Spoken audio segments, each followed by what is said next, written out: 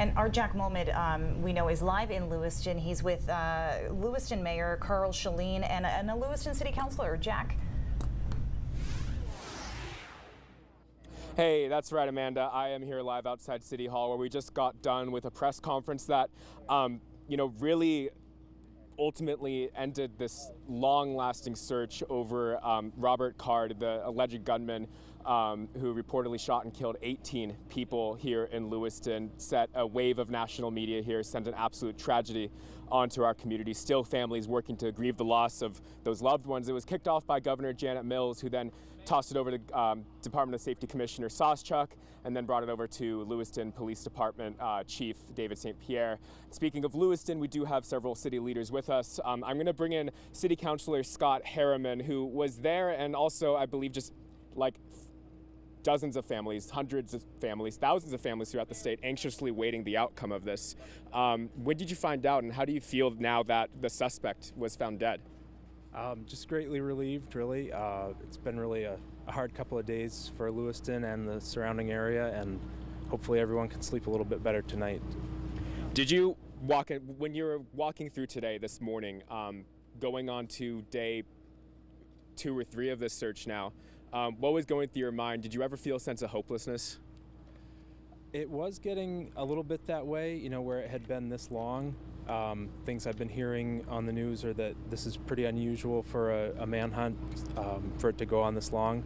So I was just a little worried that we would never find him, for quite a while, and everyone would have to live on edge. So it's really relieving. And so Governor Mills opened up her speech talking about how the body of Robert Card was found. Commissioner Sawchuk later clarified his body was discovered at 7:45 near the river along the Androscoggin River in Lisbon Falls. Now, Governor Mills said that she hopes that we can begin to move forward on what will be a long and difficult road to healing. For a city councilor, what does that road look like? I know that's a huge question, but what are your thoughts going into the future now of rebuilding?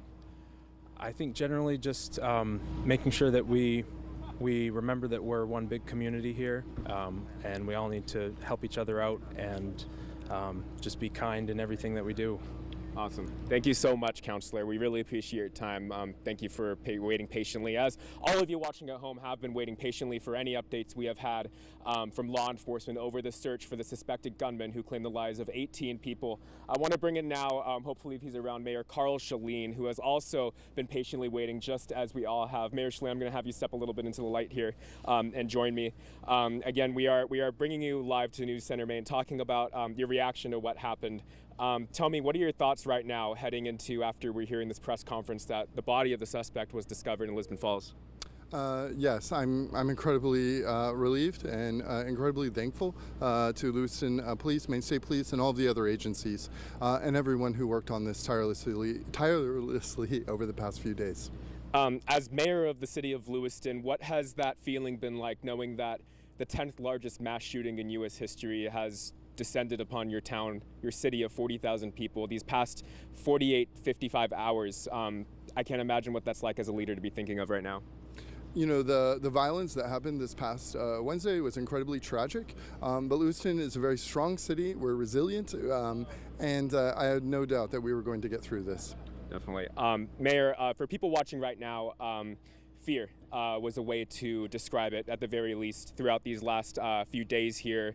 Now that the body has been found for this suspect, what's your message to people who are watching?